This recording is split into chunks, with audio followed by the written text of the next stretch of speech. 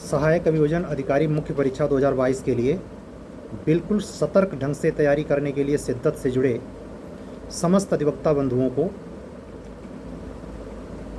के लिए जो 3 तारीख को यानी 3 सितंबर को जो टेस्ट ऑर्गेनाइज होगा वो आईपीसी पे फोकस होगा। आईपीसी के कुछ सवालों को सीधे चिन्हित करते हुए जो 2018 यूपी जुडिशरी की मुख्य परीक्षा में आए थे उसको मैं संकेतित कर दे रहा हूँ। उस पर आपका फोकस होना चाहिए। वहाँ से सवाल निश्चित आपके इस मुख्य परीक्षा में बन सकते हैं। सवाल क्या थे, मैं आपका ध्यान केवल आकृष्ट कर रहा हूँ। क्वेश्चन पूछा गया था कि आपराधिक दायित्व के तत्व के रूप में आपराधिक मनः स्थिति की व्याख्या कीजिए। क्या आपराधिक मनः स्थिति कठोर दायित्व के अपराधों के लिए सुसंगत होती है? अब एक कठोर दायित्व तो टार्ट का विषय है। आईपीसी में टार्ट भी मौलिक विधि के तहत एंट्री मारी है। ये आपके वियोजन अधिकारी वाले पेपर में भी होगा, विवेचना कीजिए। दूसरा क्वेश्चन था प्रश्नों की प्रकृति वर्तमान परिप्रेक्ष्य के अप्रोच के साथ है। ऐसा नहीं कि ट्रेडिशनल क्वेश्चन हूबहू आएंगे और उसी में जो वर्तमान वाला अप्रोच है अगर उसको आप में समझने की क्षमता नहीं है तो उसका उत्तर कुछ का कुछ लिख के आएंगे और खुद को सही मानते रहेंगे। यहाँ तक कि जो तथाकथित कोचिंग वाले आपके सीनियर हैं जो ज़िंदगी खपा चुके हैं वो भी आपको सही साबित कर देंगे, लेकिन नंबर नहीं आएगा। उसकी वजह है प्रश्न को सही ढंग से ना समझ पाना। इसके लिए कोई व्यक्ति विशेष नहीं होता, इसके लिए आपकी स्वयं की अध्ययन की गहराई होती है और अद्यतन बने रहने की आपकी जिजीविषा। ऐसा नहीं कि ज़्यादा उम्र वाला है वही प्रतिभा संपन्न है, कदापि नहीं। प्रतिभा की उम्र नहीं होती, प्रतिभा उम्र की मोहताज नहीं होती। इसलिए पिछले 17 सीट में जो 2018 एपीओ का फाइनल रिजल्ट आया था 90% सिलेक्शन 90 या 90 के अंडर 30 या 30 के एज के अंदर वालों का हुआ। 30 से 35 के एज के बच्चे एकदम न्यू कमर सुपर एक्सपीरियंस वाले होते हैं अगर वो खुद से लापरवाही नहीं कर रहे हैं। अगला सवाल पूछा गया था बलात्कार समाज के प्रति सर्वाधिक घृणित कार्य है, परंतु इस कृत्य के लिए सजा का प्रावधान उतना कठोर नहीं है जितना कि होना चाहिए। क्या आप बलात्कार के लिए मृत्यु दंड का सुझाव देंगे? अब ये आपको सीधे बुक में नहीं मिलने वाला, किसी रिपीटेशन बुक में नहीं मिलने वाला। जो ये पूछ रहा क्या आप बलात्कार के लिए मृत्यु दंड का सुझाव देंगे? अब यही है अप्रोच। ऐसा क्यों? निर्भया कांड के बाद का असर। 18 का ये पेपर है और आप 22 में लिखने जा रहे हैं। इसके बीच में कोई एग्ज़ाम नहीं हुआ है जुडिशरी का। जुडिशरी वाले बच्चे वेट कर रहे हैं कि जुडिशरी का पेपर आ जाए, वैकेंसी आ जाए तब पढ़ेंगे। ऐसे लड़कों का सिलेक्शन कभी नहीं होता। इसी एग्ज़ाम में जो मेंस के प्रति बताइए, मेरे पास कुछ ऐसे मैसेज भी आए हैं, फ़ोन आए हैं जो 115 के ऊपर ओबीसी में हैं और उनको अभी भी भ्रम है कि मेरा होगा कि नहीं। कतई नहीं होने वाला है, क्योंकि जो अपने मतलब पता नहीं कैसे इतना नंबर ही आया, क्योंकि इतना डिस्टर्ब व्यक्ति कैसे हो सकता है इतने नंबर वाला। और अगर इतना नंबर है तो मैं कहता हूँ उसकी नींद हराम हो जानी चाहिए। अगर वाकई में वो शिद्दत से इसमें एक 44 में से एक अपने कोटे की सीट चाहता है। अगला क्वेश्चन सिंपल था। इसी एक प्रश्न में 3 खंड बनाए गए थे। तीसरा ABC करके सी वाले खंड में कितना पूछा गया था कि दुष्प्रेरण क्या है, ये किन किन तरीकों से होता है। ये सिंपल क्वेश्चन था, इसमें बहुत बड़ी बात नहीं थी। ऐसे अगला सवाल जो पूछा गया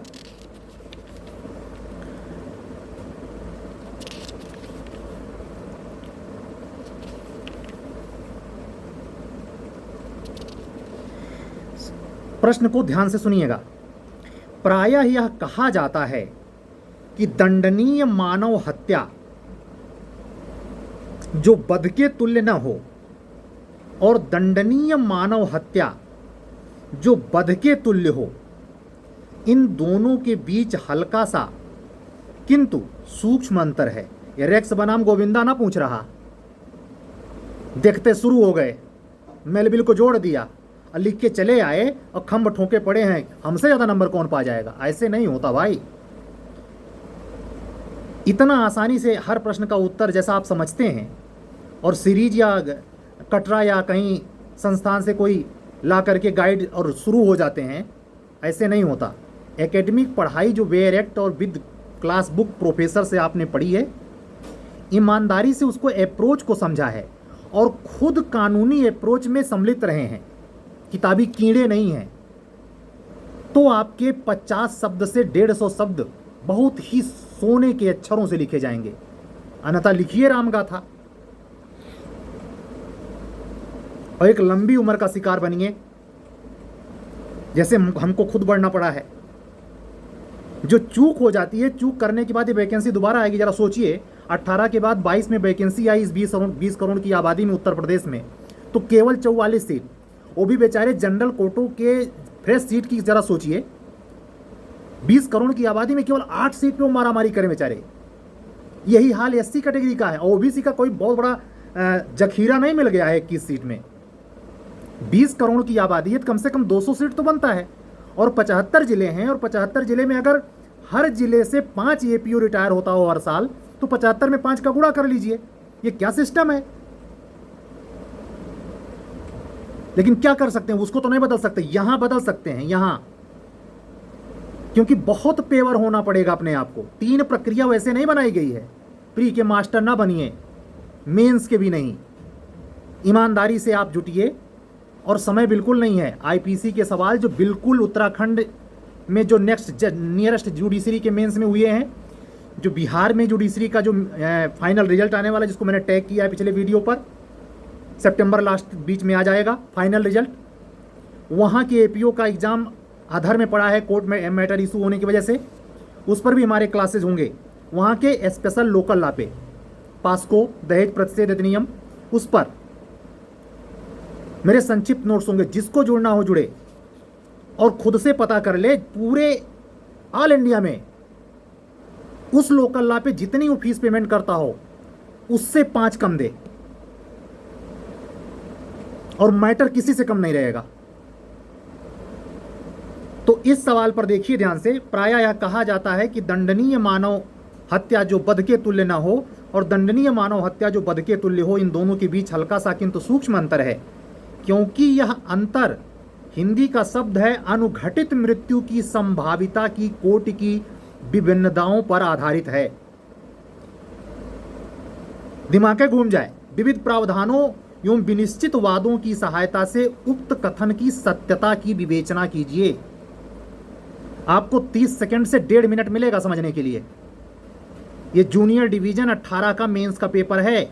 जो जूनियर डिवीजन 22 का सपना देख रहे हैं प्री के लिए, पहली बात, प्री का लोहा है, माइनस मार्किंग है, ये वो जमाना नहीं है। 2018 के पहले 18 में विदाउट माइनस मार्किंग पेपर देके चले आए थे। लौट जाना पड़ेगा। और 2 ऐसे पेपर हैं, जूरिस्प्रूडेंस और इंटरनेशनल लॉ, खोपड़िया सनका देती है।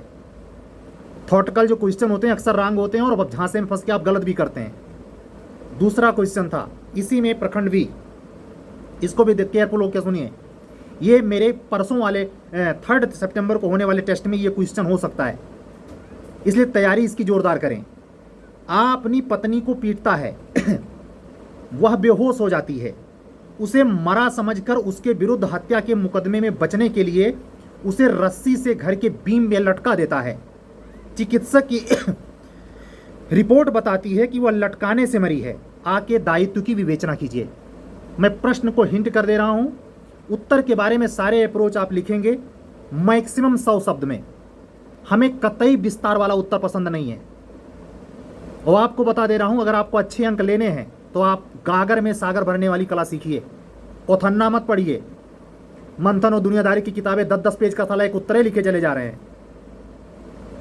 हमें समझ ही नहीं आता कि मेंस के थ्रू आउट एक भी बुक आपके स्टॉल पर उपलब्ध नहीं है। और गाइडेंस, पूरा यूट्यूब चैनल खोज डालिए, किसी की हिम्मत नहीं कि मेंस पर बोल दे। सब बंद कमरे में कहानी गा रहे हैं, बताने से ज़्यादा छिपा रहे हैं। कुछ नहीं होने वाला। आप पर यह तय करता है कि आपको सही गलत की पहचान होनी चाहिए, और वो पहचान किसी के गाइडेंस से नहीं होगी, स्वयं से होगी। और वो तब होगी जब हद के बाहर आप पढ़ेंगे। सोएंगे नहीं हाई कोर्ट में जाकर के क्या बोलें, कंपटीशन ऐसे नहीं होता। कंपटीशन में फाइनल सक्सेस पाने के लिए बहुत कुछ गंवाना पड़ता है। सबसे कट हो जाइए, बिल्कुल समय नहीं है, मैं फिर दोहरा रहा हूँ। और इस आईपीसी का इस सवाल का तीसरा प्रखंड सा ABC, मैं B पढ़ चुका, C पढ़ रहा हूँ। 13 साल के एक लड़के ने जो कक्षा 9 में पढ़ रहा था, कक्षा में अनुशासन भंग किया। प्री में इससे रिलेटेड क्वेश्चन खूब आते हैं, टिक मार देते हैं आप। ये मेंस से पूछ रहा है। अध्यापक के द्वारा चेतावनी देने पर भी वह नहीं माना। अध्यापक ने बेंतों की सजा दी। बेंत की सजा देते समय उसने अपना हाथ काट लिया और अध्यापक का बेंत दूसरे लड़के के ऊपर पड़ गया। वो अस्थायी रूप से आंख से अंधा हो गया। अध्यापक का दायित्व बताइए। सीधे जुड़ा हुआ इससे एक केसला है।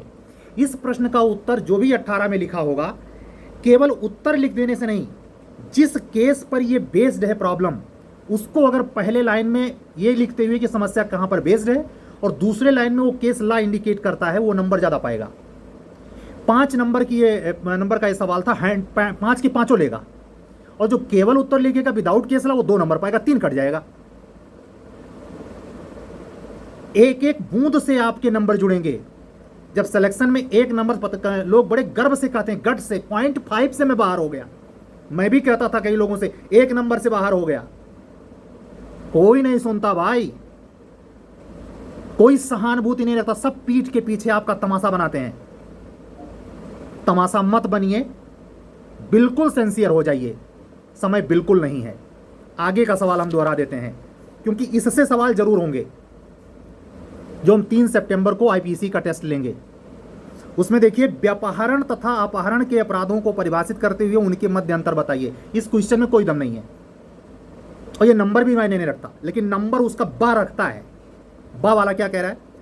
एक हिंदू लड़की जिसकी उम्र 17 साल की है और 12वीं कक्षा में पढ़ती है तथा अपने माँ बाप की संरक्षा में रहती है, उसका अपने मकान के पड़ोस वाले दुकानदार से आपराधिक संबंध था।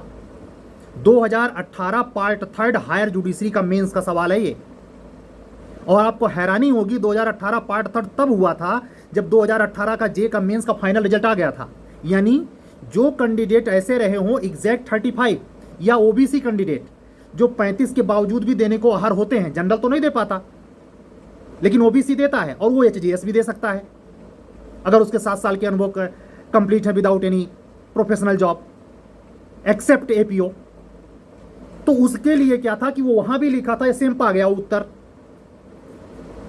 आगे प्रश्न कंटिन्यू करता है। दुकानदार के पास वो लड़की गई और उसने कहा कि उसे हमेशा के लिए कहीं दूर ले जाए। बहुत पॉपुलर बरदराजन वाला केस। आप चीजों को पढ़ें तो केवल पढ़ के छोड़ ना दें, ज्यादा से ज्यादा यहां टिकाएं। कैसे टिकेगा वो हम बताएंगे। कारण सहित उत्तर दीजिए, क्या दुकानदार दंडित होना चाहिए? 363 के अंदर गिरफ्तारी हुई थी इस क्वेश्चन में, आईपीसी का 363। जब मैं आईपीसी का टेस्ट लूंगा तो ये प्रश्न इसलिए बता दे रहा हूं कि इसमें आपको ये बहाना नहीं चलेगा कि सर आपने 5 चैप्टर बोला था और ये सवाल क्यों पूछ लिया। ये सवाल इसलिए पूछ लिया क्योंकि अंडर रिपीटेड है, nearest UP judiciary, UP commission का लिया हुआ एग्जाम है। और ये आज अभी नहीं तैयार करेंगे तो क्या बाद में तैयार करेंगे आप? जब मैं क्वेश्चन खोल दे रहा हूं कि यही पूछूंगा। केवल मैं आपके उत्तर लिखने का ढंग तलाश रहा हूं। आखिरी इस प्रखंड से अगला फिर प्रॉब्लम। तो जो आ में लिखेगा भोंदू दिमाग का लड़का, जो पहला व्यापहरण और अपहरण के अपराध सब जानते हैं डेफिनीशन, उल्टा सीधा कुछ तो लिख ही देंगे, नहीं तो सेक्शन में रट्टू तोता जो होगा सेक्शन बहुत सही लिखेगा। लेकिन ये प्रॉब्लम जब आएगी, एक 13 वर्षीय लड़की अपने मामा के साथ मेला देखने गई। वहां भारी भीड़ के कारण वो अपने मामा से अलग हो गई। उसके घर का पता उसे याद नहीं रहा। वहां एक व्यक्ति ने उसे अपने घर चलने के लिए बहलाया फुसलाया और घर ले गया। घर पर उस व्यक्ति ने उस लड़की का विवाह अपने पुत्र से करने की तैयारी कर ली। इसी बीच पुलिस ने उसे अरेस्ट कर लिया।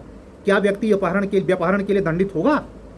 अब इसमें जो आपका दिमाग का कसरत और मेंस में लिखने की कला, ये आपको फुल नंबर दिलाएगा। इसीलिए इस 3rd पेपर में जिसमें आईपीसी सम्मिलित होती है, मैं पीसीएसजे की बात कर रहा हूं, इस पेपर में बहुत ही गेनिंग नंबर होता है। लोकल लॉ जुड़ी होती है, राजस्व संहिता जुड़ी होती है।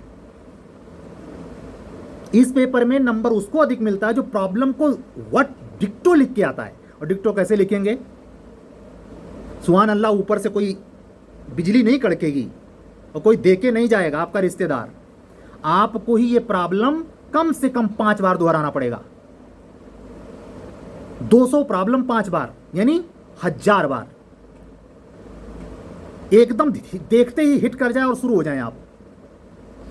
अगला सवाल था, आईपीसी के अंतर्गत मानहानि संबंधी विधि ही एकमात्र ऐसी विधि है जो मानहानि करने वाले अपराधियों को नियंत्रित कर सकती है। अब सोचिए, आप डिफिनीशन पढ़ते हैं या पुराने ट्रेडिशनल क्वेश्चन पूछें तो ये लाइन नहीं मिलेगी कि वो एकमात्र ऐसी विधि है जो मानहानि करने वाले अपराधियों को नियंत्रित कर सकती है। उत्तर लिखते समय इस प्रश्नकर्ता के इस भाव का जवाब आप देते भी हैं कि नहीं?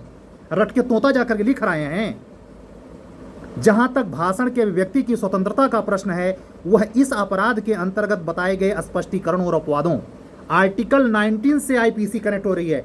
कॉन्स्टिट्यूशन भी मौलिक विधि है, ये भी है। आपको पता है मौलिक विधि का पहला पेपर कॉन्स्टिट्यूशन है फर्स्ट पेपर में, और ये मौलिक विधि फर्स्ट पेपर से कनेक्ट कर रहा। अभी टाट से कनेक्ट किया था जो कि वो फर्स्ट पेपर था। अब ये इस क्वेश्चन में फिर एक बार ये कॉन्स्टिट्यूशन को कनेक्ट कर रहा है आईपीसी से। मैं पूर्व से बोलता आ रहा हूं कि कनेक्शन आता है या नहीं, लिंक कर सकते हैं नहीं कर सकते तो भैया इतनी कम सीट में आपका चयन नहीं होगा।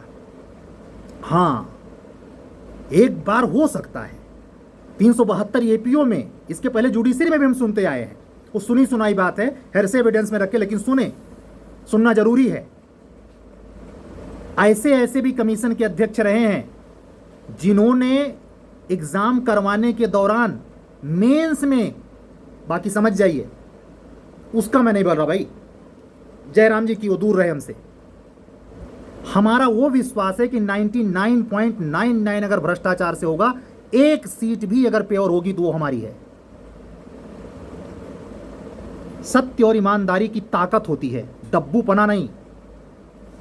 कितना भ्रष्टाचार से भर लोगे? और आखिरी सवाल, दो जो बासाखंड थे, किसी थाने में पदस्थ 4 आरक्षकों में से 2 आरक्षकों द्वारा उस थाने की सीमा में एक महिला पर किए गए अत्याचार का विवरण अपने समाचार पत्र में आरोपी ने प्रकाशित किया। यह भी मानहानि का ही सवाल है, लेकिन आप गंभीर हो इस सवाल पर। आगे क्या कह रहा है? उक्त आरोप किसी आरक्षक विशेष का परिचय संकेत करके नहीं किया गया है। इसी लाइन पर इस पूरे प्रश्न का भार है। अगर आप इस प्रश्न के उत्तर में इसका उत्तर नहीं देते, क्या उक्त आरोप किसी आरक्षक विशेष का परिचय संकेत करके नहीं किया गया है, क्या आरोपी डिफामेशन का दोषी है? इस प्रश्न का उत्तर लिखते समय 2 लाइन में टाट से भी कनेक्ट कर सकते हैं। दीवानी में क्या होगा? क्रिमिनल मुकदमा चल रहा है तो होगा। और सबसे मूल बात कि उक्त आरोप में जो ये बात कह रहा है, जोड़ रहा है कि आरक्षक विशेष का परिचय संकेत करके नहीं किया गया, इस पर भी अपना ध्यान गड़ाइए। ये सवाल में क्यों डाला है? आने वाले क्वेश्चन में ये हूबहू रिपीट नहीं होगा, इसीलिए मैं कह रहा हूं क्वेश्चन हूबहू रिपीट नहीं होंगे। एक्सपर्ट नए आए हैं, प्री में देखा आपने। आज मेरे पास यूट्यूब पे मैसेज आया है, कोई मिश्रा जी हैं, 115 उनका सही है, उनके लिए पेपर बिल्कुल आसान है, बिल्कुल आसान है। ऐसे ही जिसको जॉन्डिस हो जाता है, पूरी दुनिया ससुरा पीलिया दिखाई देती, पीली, उनको इसको कतई परवाह नहीं है, कोई जूझ रहा है नीचे। तो आप इससे गुबार से अपने आप को निकालिए और ओवर कॉन्फिडेंस से भी बचिए। टाइम बिल्कुल नहीं है। आखिरी सवाल जो पूछा गया था, एक दुकानदार है बासे को, जो उसका मैनेजर है, कहता है कि जा के लिए तब तक कुछ ना बेचे जब तक वह नकद भुगतान नहीं करता है। जा आ के विरुद्ध मानहानि का मुकदमा चलाता है। सोचिए, निर्णय दीजिए। तीनों क्वेश्चन उस 2018 मुख्य परीक्षा के लास्ट में जो पूछे गए वो मानहानि पर थे। उसके बाद चोरी कब लूट होती है, आसान क्वेश्चन था। एक्सटॉर्शन और पागलपन की स्थिति में डिफरेंस पूछा गया, ये दोनों आसान क्वेश्चन था। क्या कोई व्यक्ति अपने ही सामान की चोरी कर सकता है, ये थोड़ा कसरत वाला था। तो इस प्रकार से ये पूरा जो पेपर हुआ, हमारे हिसाब से सारे क्वेश्चन कंप्लीट हो गए हैं। हाँ, तो 2018 का पेपर कंप्लीट होने के लिए ही मैंने इस प्रश्न को, एक बार मैं चाहता हूं कि आप जब आईपीसी का पेपर वियोजन अधिकारी 2022 के मुख्य परीक्षा में देने जाएं तो 18 में आए हुए आईपीसी के हर सवाल जो यूपी कमीशन के पूछे गए सवाल हैं, घोंट लें आप, ठीक है? बाकी बातें नेक्स्ट वीडियो में। तैयारी करिए। अब मेरा वीडियो यूट्यूब पर कल ही डाउनलोड होगा, आप देखिएगा, उसमें गाइडेंस आपको पता चलेगा। और जो लोग टेस्ट सीरीज ज्वाइन कर रहे हैं उनके लिए मैं पिछले वीडियो में इंडिकेट कर चुका हूँ, सत्यमेव जयते।